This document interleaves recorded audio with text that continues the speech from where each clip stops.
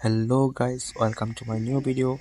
In this video I'll show you how to delete saved login info in Snapchat to using your smartphone.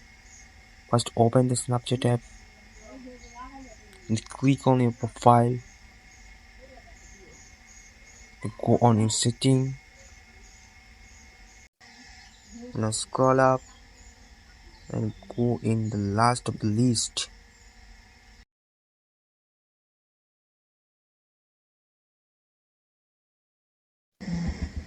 Now you can see the account action and click on save login information.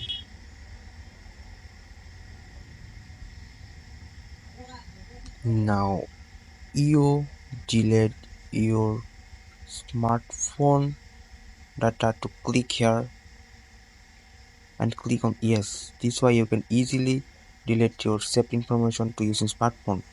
Thanks for watching my video.